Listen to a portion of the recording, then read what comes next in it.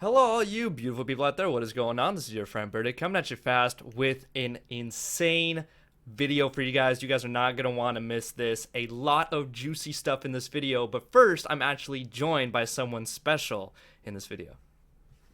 Hey guys, my name's Luke. I'm one of the community managers for Undying Games. I'm a little sick right now, so forgive me if I have to take a second to cough or anything like that. But how's it going, everyone? Right. So, Luke and we're going to be talking. I'm going to be asking him some questions. He's going to be answering those questions straight from the horse's mouth. I try to ask a lot of very important and big questions that I feel like are really important for you guys to hear the answers to. And while we're doing that on screen, Undying Games and the people over there have been kind enough to put together this amazing reel of footage. Most of it is exclusive that you guys are seeing here first before anybody else. I'm seeing this for the first time too, actually. I wanted to surprise myself as well. So big thank you to everybody at Undying Games who took part in making this video. And thank you, Luke, again for having this interview with me. Hey, started. All right, so I'm going to get this video going.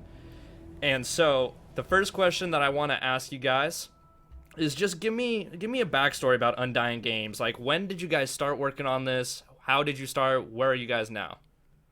Well, that's a good question. So Undying Games itself wasn't really formed by this time, but about 2 years ago, we had like a small group of friends. We're all gamers, and we would like go over to each other's houses and play for days, stuff like that. But we're like, hey, wouldn't it be really cool to start working on an actual game together? Like something we would really enjoy playing, as well as developing. So we actually started a project 2 years ago, but we felt that like it wasn't going in the direction that we originally thought it was, and it was kind of like, is this really going to be as popular at the time of release that we you know how we started it off and all that good stuff. So we actually scrapped that entire project, and it was really disappointing because we really wanted to get something out there that we could all play as well as develop. But about a year ago is when we actually started forming Undying Games as it is today. Uh, we started working on Ethereal. Like we were all together and we're like, man, we got to get something out there. Like we really had a lot of fun with the previous project, but it just didn't look as good as it was supposed to be, stuff like that. So we're like, hey, let's start developing these concepts and seeing where it'll take us. And that's kind of where we decided to make Ethereal like a MOBA, because it was originally going to be kind of like an arena fighting game, but we're like, dude, what if we could make a 3D MOBA, kind of like Paragon, kind of like Smite, but make it like in its own little niche kind of group? We're like, dude, That'd be that's an insane. amazing idea. Yeah, exactly. You know what I'm saying? Like we're like, bro, that's a great idea. So, Let's see so, if we can so, make it so happen. quick question to kind of focus this. So, how many people did you start with, and how many people do you have now? We started with about 3 to 5 people from like the very, very beginning, and now we have, I think it's 30 now. It was 29 as of our like last video that we made, but we got somebody else signed to the team. I think you're all familiar with Bacon, or however he calls himself on Discord. Mm-hmm. That's John. He's actually my underling. But Perfect. yeah, Cool. So, so little team going strong here. When did you guys say exactly was like the point that you start? Like, what date did you officially start developing this game? it's hard to pinpoint an exact day, but the all the concepts is we all got together. I think around maybe like I think it was August last year, like August August last 17, year. I want to say. Okay. So, yeah. So before Paragon shut down. Yeah, exactly. And we're like, we wanted to make something not like Paragon, but to where people that play Paragon would also enjoy that. So we're like, what can we really do to make this game stand out? And that's where we kind of deviated from like the traditional style of MOBA with the Quite whole a bit. verticality thing. Yeah. Exactly. So we're Exactly. like, we got to attract attention, of course, but we want it to feel like actually playable instead of just like, hey, look at this. This is cool. Like we Mm-hmm. wanted it to feel, Feel both unique, unique. but yeah, exactly. We wanted it to be unique, but also like something that people could really get behind to where, yeah, you have a lot of OP abilities like flying and stuff, but like it's all It's all balanced in its balanced. own way. Exactly. Like There's counterplay and everything. I could totally get behind this. Right now, I'm actually behind Shinbi as she's running around this map. She's not gonna Oh be in the man. game, No, but no, no. what I do want to ask, let's look at that segue. How many characters are there currently in the game, or How many characters will be there at alpha launch? And then can you explain how there's eight types of characters? Can you explain how they fit into the typical MOBA roles of like carry and mid lane and stuff like that?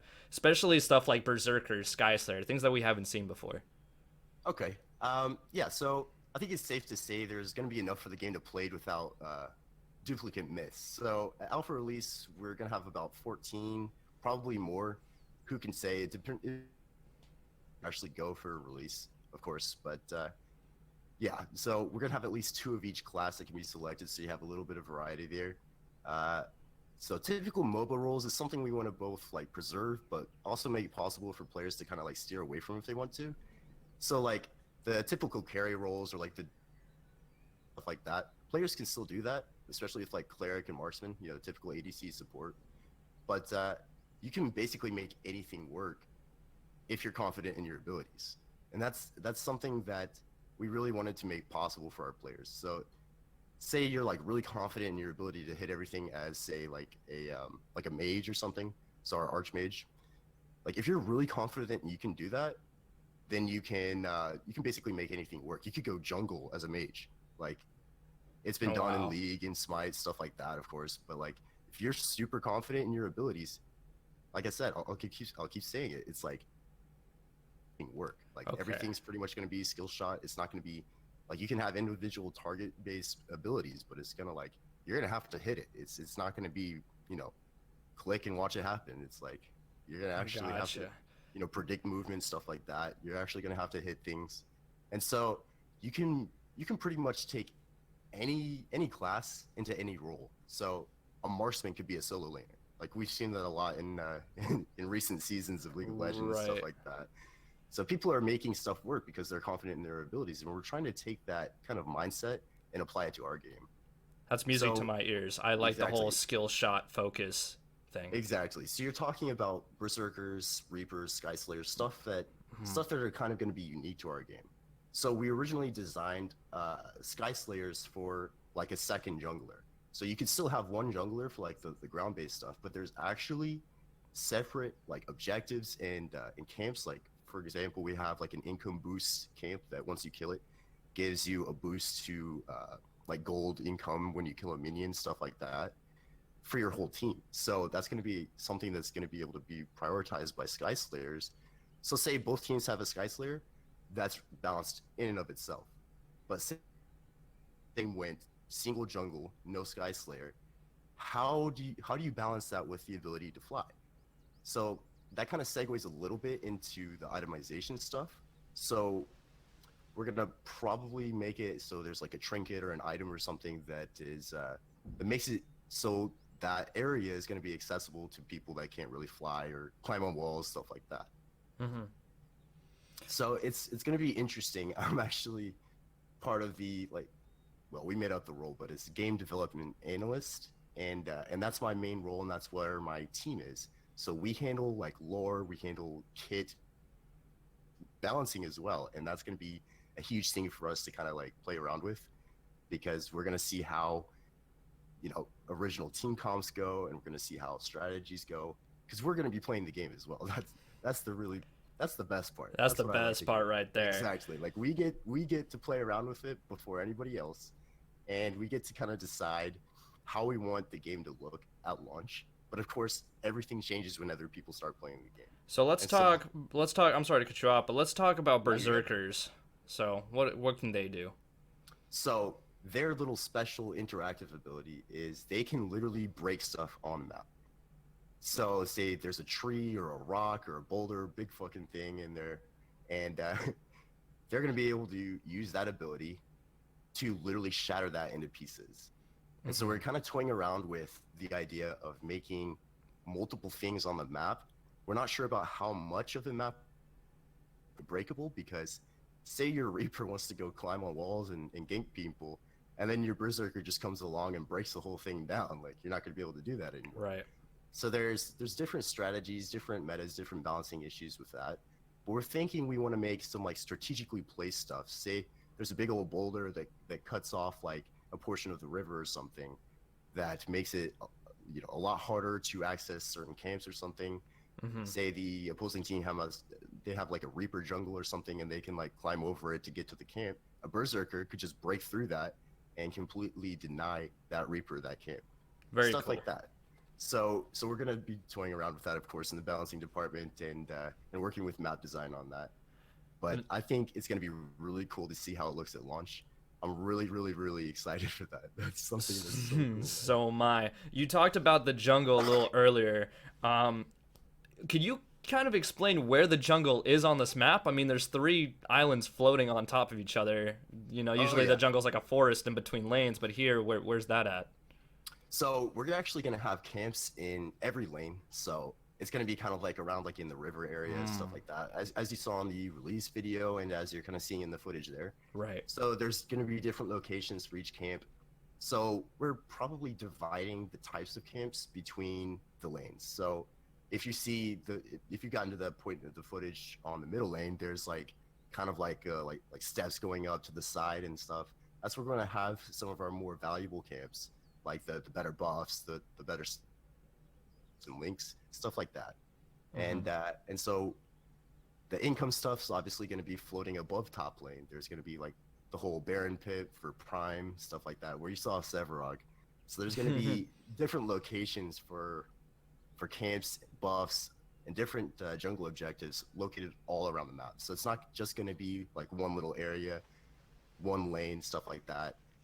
And that's the reason why Sky Slayers have that kind of like niche. They're going to have slightly easier access to those places. But we do have like items that can transport people to different locations, and we also have teleporters and like and lifts like gravity cannons from fucking Halo or Ah, I something like see. that. Yeah, exactly, Gotcha. So that's how we're gonna be able to traverse between the lanes is through these cannons and teleporters. exactly. So we're focusing on making all these unique mechanics really really cool, really overpowered if you use them. There will be counterplay. There will be ways to kind of get around not having those abilities, and so it's going to be tough to continue to balance all of this, of course. But But we're it's worth the challenge, right? it's worth the challenge because we really want to play this game at release, man. Like It does look like it's not just everybody's y'all. It's fantasy, right? oh man, this goes into all of our like passion, all of our experiences with playing other games. Like man, I grew up on Halo, and Mm-hmm. this looks like basically a third-person Halo, Final Fantasy, Dark Souls, all that good stuff fit into one game. I I'm love like, all those yeah, I games. love it. I love it, man. So two things. So real quick question. You said that Sevarog, he was like a placeholder right now for Yeah. Prime? So all of the assets that you saw, like all the models in there, that's not going to reflect what the game's going to look like when we actually get in there. So it's kind of like having Shimby run around in that footage that we got for you. So that's Mm-hmm. not actually going to be the character models or like the camp models whenever we actually they're just placeholders until our programmers can get all the modelers, like all the modelers and everything working together so that we can get our own stuff in game. Mm-hmm. A lot of people are commenting on that and they're like, oh, why are you using Paragon assets, all that? It's not going to be an original game, blah, blah, blah. We're like, look, man, you guys don't know the whole story. Yeah, it's definitely not a Paragon 2. That's very clear. Exactly. And And I wanted to that's bring one of the up the biggest things that we wanted to make clear. Like, a lot of people aren't even giving us the chance to be a unique game. And like, we're like, all right, man, just wait. Just wait. right. I wanted to bring up the art style of the characters. They look a little bit different from the art style of the Paragon characters. Can you elaborate on that? Yeah, actually, what you saw in the reveal video and like of course on some of our social medias, we had them in like a T pose rotating around like a little platform thing to kind of just show off what they're gonna look like a little bit. But obviously those aren't using the Unreal Engine shaders, stuff like that. They're not rendered at all. So some people are saying they look kind of cartoony compared to the map. It's still a little bit different than the realism that we were originally going for, but they're still going to look a lot more realistic than that. So the art style, I think it's safe to say that most of the character models, like for our myths, were inspired from Final Fantasy, and most of the monsters and like other camps that we're doing, I think it's safe to say that yeah, we definitely use Dark Souls as our inspiration for that. Man, speaking of Dark Souls, oof. Anyways, sidetrack. Like that dragon, that bone dragon, reminds me a lot of Oh Dark yeah, Souls. oh yeah, exactly. Uh, I remember fighting those so Okay. early. Perfect. Cool. So a lot of different inspirations. You mentioned the itemization, like some trinkets or something briefly. What kind of item system are we looking at here? So we wanted to kind of like make it still feel fluid. Um, like we wanted players to easily be able to understand the itemization and everything without making it too simple. Um, but we wanted to also make it a little bit more realistic. So say you're an archer, you don't build a sword to gain extra damage or something like that. Mm-hmm. So and vice versa. Like if you're like a spear wielding guy, like you're not gonna build a gun or a bow or something. Mm-hmm. So we're trying to make it a little more intuitive, a little more interactive, and like just that little bit right there will possibly help it feel a little more in depth than the normal game. Um, if I had to compare it to like any other game, I'd say League be the closest because there's going to be build paths and stuff like that. But I Sorry about think yeah, you're good, man. that. So is there anything like specifically you're looking to So talk about so the it's item going to system? be so the item system's going to be like League of Legends, correct? Yeah, it's going to be probably closest to League of Legends, maybe Smite or Dota. Um, I we're not see. going to restrict what you can build in the way that I think Smite did later on, but I think we might impose restrictions on like say like the thing I talked about earlier, like a sword guy buying a bow, or that's probably going to be the extent of our. And Got you. again, this is all in like a pre alpha phase. Like everything pretty much is subject to change if we feel that it's not balanced or if it doesn't make sense, stuff like that. But as of now, that's where we're standing right now on the items. Okay. Will there be travel mode? So travel mode is an interesting thing. So that was, I think that was about the middle to later years of Paragon. Like it's probably gonna end up being like combat speed versus travel speed. That's something that we're toying with, but you can cause your character to sprint and actually gain a pretty decent burst of speed already, even in combat. And so again, that's gonna make hitting abilities so important. But you can actually get around the map pretty quickly. Say you're a Sky Slayer, you don't Mm-hmm. have to worry. Like you're gonna be able to fly pretty well.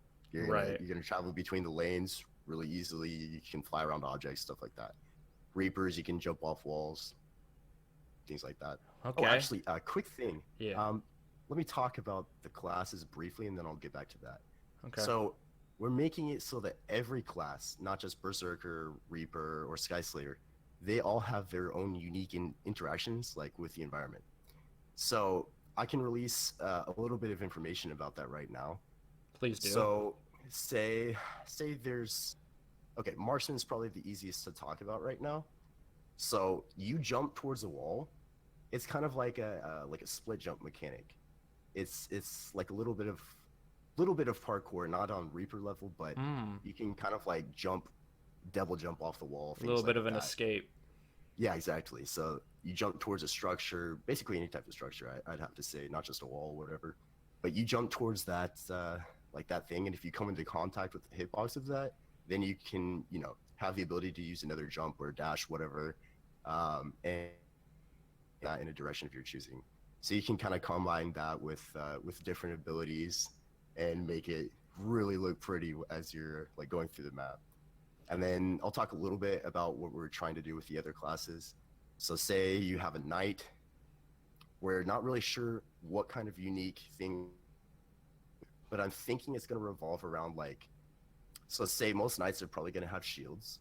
As of now, that's our main like focus. Like in our very first video, we actually mentioned that along with the wings and everything. So Mm-hmm. like the whole cosmetics is realism, all that good stuff. So we're probably going to make it to where they get like a defense bonus if because like it's like that putting your back to the wall type thing. Like you're standing on solid ground, shield wall type thing. So that's probably what we're gonna do for knight.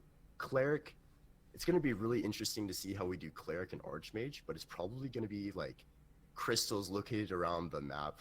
Like I'd have to say, if we had to compare it to other games, I would have to say it's like traveling around the map like Skarner or Bard or something from League of Legends, to where you have to either collect these things or prioritize certain little mini game objectives within the map. Mm-hmm. So that's where we're going with those. The marksman's pretty much already set in stone.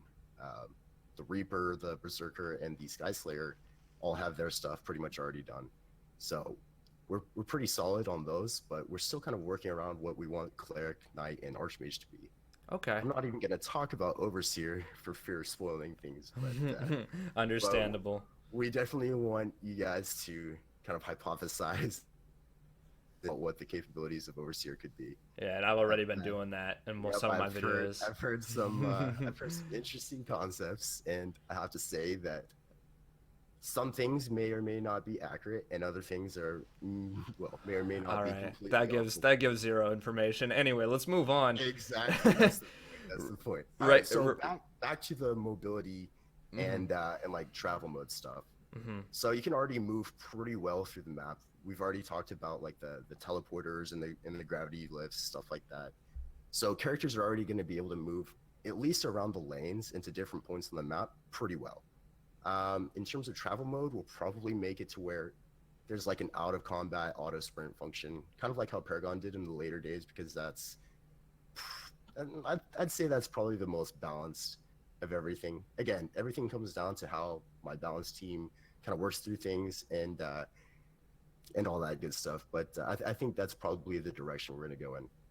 Very cool. Okay, you said map a lot, and I wanted to use that as a transition because right now I'm in the part of the video where you're showing off a bunch of different maps. So can you talk about how many maps, how many game modes, what will they be? Okay, so I think we have about 5 maps, as you're seeing right there in the video. So the main map is Oblivion. That's the 3 lanes stacked on top of each other. They're really cool verticality and everything. That's going to be the general MOBA game mode right there. That's probably where a ranked play is going to end up being on eventually. We'll talk about that more later. How many I'm players? assuming. How many players? So Oblivion, the main map, 6 versus 6, and so that's going to bring in some unique team comp. 6 versus 6 possibilities. Yes, 6 versus 6. So none of this 5v5, 3v3 BS. Like 6 versus 6, slightly bigger team, slightly bigger map. Well, definitely a bigger map, I'd have to say. But yeah, so we're really excited to see how that main map goes into things. So the other maps, however, are going to be a little bit of a difference here. So let me bring up my notes on this side so I don't say anything that might ruin anything too much. But they do. Okay, so the other maps, say, let's bring up the desert map first of all, with all those orbs around there. It's tribute to Paragon, the 2 dragons floating above It's the one we're looking at right platforms. now. Yeah. I don't even know what time we were on. Okay, so let's talk about that one real quick. We're making that like our big team battle from Halo kind of thing. It's going to be bigger teams, anywhere from 10 to 12 players a team. It's going to be really interesting for how we do the servers and all that good stuff. But eventually, once we get more playable characters, playable myths in the game, we'll be releasing that one. And that's probably going to end up being more like a capture the flag or capture the objectives type game. And that's going to be really interesting to see how players, itemize, how they choose roles, stuff like that. Some people were saying it's probably going to be more like a Sky Slayer map. That's not necessarily true. You don't have to be flying to get around the map relatively quickly on that one. And also there's the kind of like intrinsic value of it being relatively open in the air, and you're going to be a target. So so it's going to be really interesting to see how people play around that. But yeah, that's going to be our bigger map. It's going to be more spread out than the verticality of Oblivion, but it's going to be bigger teams and an actual objective-based gameplay as opposed to the regular style of MOBA. So kind of like the rotating game modes of like League of Legends or Smite or something like that. Right. So let's talk about the 1-lane map, like the bridge suspended between 2 mountains, whatever, with the big chain and the little Paragon symbol, all that. So that's going to be 2 versus 2. I think that's going to be like an individual little playlist, like a kind of like a duo laning competitive playlist is probably what it's looking like right now. It's going to be 2 towers on each team, of course, but they're right next to each other instead of staged. Oh. And so that's going to be some interesting stuff right there. It's going to be like an arena battle, you're testing your might with your duo or autofill duo, whatever's gonna end up being the case. Mm-hmm. You're testing your ability to play the lane, and it's literally all laning phase. It's all pushing, it's all counter pushing, it's all baits, it's all how you interact with a laning partner.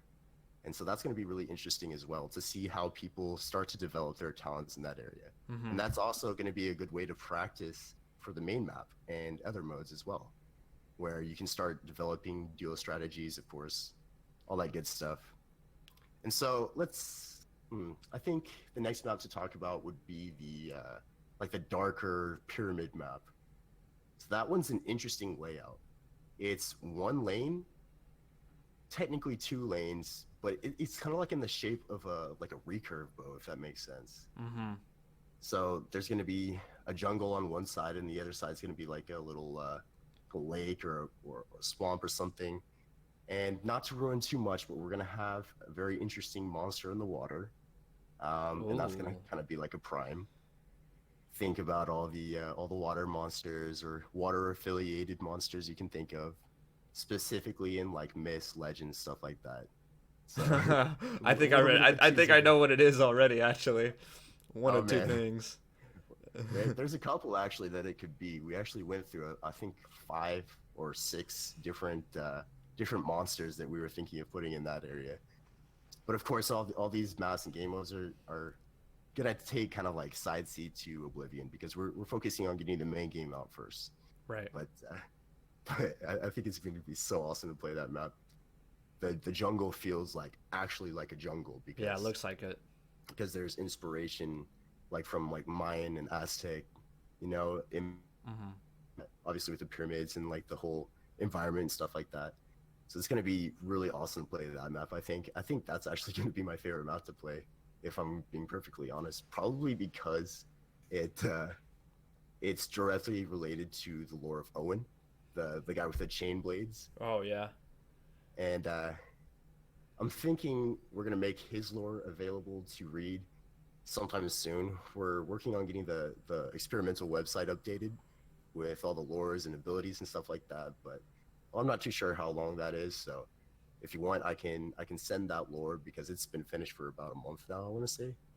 I Okay. can send that lore to you and you can check it out, and Yeah, I'll I'd talk love it to. over with the team and see if I can release that for the general public too, because I think that's probably my best story so far. And Yeah, I'd love to.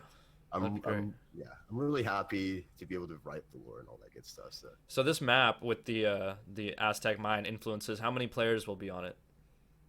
I think that's gonna be a general 5 versus 5, maybe a 3 versus 3 map. Okay. We're not too sure yet. We're playing around with the different team sizes, objectives. That's probably still going to be the general, like push the lane, kill the Titan to win, stuff like that. Gotcha. Okay, so a lot of talking about maps. I'm really excited. I'm glad you guys are taking this focus with multiple game modes right off the bat because I know a lot of people like to take breaks and go play some ARAMs or do some Yeah, other game exactly. modes. That's Yeah. actually how I learned to be a lot better at League itself. Like I would just play as many champions as I could. I would go into ARAM as much as I could because I love norms, I love ranked, but I really felt like I needed to take a break from the whole toxicity of it. That all random mode Hmm. really helped take out toxicity because some things are actually out of your control. You don't really control who you pick, stuff like that. Okay. And so we're actually thinking of implementing an all random, all mid mode in our game. I think that's going to end up being that tropical map that was showcased. Perfect. So let's talk about. So you mentioned a little bit of lore about Owen. So lore is pretty important to you guys, isn't it? Oh man, especially to me. Like that's been one of my favorite parts about other MOBAs, just any game in general. Like I could tell you pretty much everything there is to know about Lord of the Rings, Halo, stuff like that. Even Dark Souls. Like lore is super important to me because in a way it's the gamer mentality. We role play by playing our characters. Hmm. And the more attached, the more you have like in terms of knowledge about your character, their personality, all that good stuff, the more you're going to be invested in playing that game. Exactly. That's good to hear that you guys are really big into lore. That's a really big thing for me as well. We don't have much time, so let's move on to these last two really big questions. I saved the best for last. Oh yeah, So, like always, man. Is bringing the game to PlayStation a goal, considering how big Paragon's audience was on that platform, and will there be crossplay if so? Okay, so we actually have an FAQ about this, but we'll go ahead and answer these right here now to dispel any confusion about that. So console play is gonna be a goal. It already is a goal. We don't have any dates or any little timelines about when that would be a possibility because we would have to work with the individual companies as well as that. We're gonna see how the game takes off on PC. That's the primary focus, of course, is PC release, making sure the game is playable and balanced.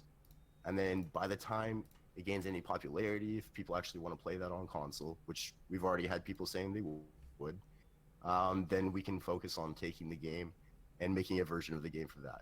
As for crossplay, that's a more difficult question. Crossplay between the consoles is literally out of the question because of how stubborn Sony is. We all know the whole big debate Yep. between making Xbox and PlayStation a thing. That's something until the glory days, the golden days of console crossplay comes around. In terms of crossplay console with PC, that's something we're considering, but we're not going to make any promises because that's going to be a little bit of a balance issue. So just think about the kinds of advantages PC players have over console players. Like, Exactly. okay, personally, let's relate to something that's really huge right now. Say Fortnite. I grew up playing a lot of competitive shooting on console. Yeah, as well as PC and mouse versus controller is a notable Yeah. difference. Yeah. So just because I played a lot of competitive, I had the ability to hold my own with the controller against PC players. But not everybody's like that. Exactly. There's a lot of really good competitive players on controller, but they're not really able to have the fine-tuned control, keybinds, stuff like that PC keyboard and mouse players do. So that's going to be a little bit of an issue that we're going to work around. We'll see.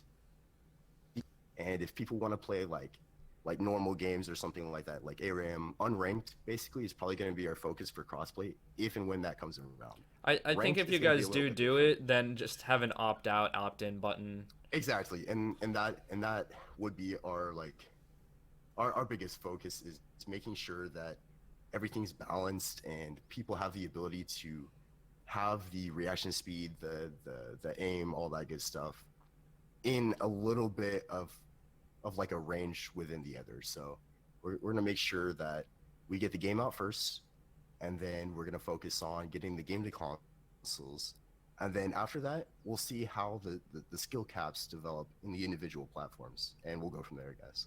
Okay, that sounds like a very solid plan. I would do the same thing. Now, last thing. When do you expect to share something playable? When can we get our hands on? Okay, so again, online thing, we're focusing on getting the PC release specifically for the 6 versus 6 map. That's the huge focus right now.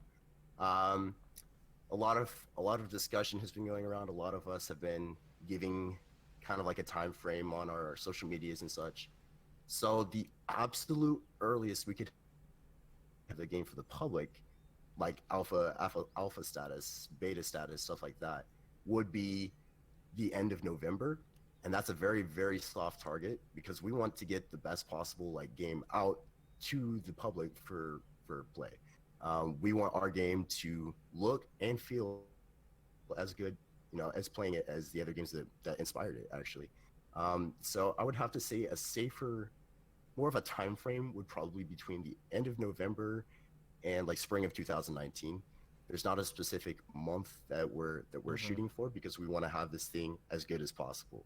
So if anything, expect around Christmas time, November time, updates on when the alpha is going to be released. And of course, when we actually feel that we're getting closer to release and we actually start getting plans on that, we'll have updates and announcements and everything regarding that, regarding alpha slots as well. So people like you, of course, content creators will have, unpaid alpha slots. We're probably going to make it like from 10 to 15, maybe $20, nothing more than $20 because we don't want to make people pay for something that we actually enjoy, playing and making ourselves. Mm-hmm. So that's just going to be for like the privilege of alpha. You're going to get like unique content for participating, of course. So like a founder's skins, pass. stuff like that. Yeah, exactly. Okay. But, Wow. So there's a lot of information in this video. A lot of oh yeah. information. Really hope these guys are paying attention because There's a lot of stuff in here. Also, make sure to check out like the social medias, like the Discord, because And I'll link there's a that. lot of answers out there. Exactly, there's a lot of answers out there aside from what we talked about in this video. And Yeah, I the really hope Discord has everybody. actually been very active, which Oh was yeah, to my pleasant surprise. Like answering as many questions as possible. Really friendly people. yeah. We really take pride in what we do, and we want other people to have a good experience at least. We don't want to be that kind of toxic development company that never really interacts with their fans, never really listens to them. And actually, quick thought: if you guys want to participate in the creation of this game, you can send applications to us via Discord. There will be links to that, of course, eventually either on our social media, stuff like that. We need voice talent, like voice actors for the different characters. We need, I want to say, inspiration for different myths. We already have our playable little pool of champions of myths, of characters, but anything you guys want in the game, let us know, and we'll see if we can make it happen.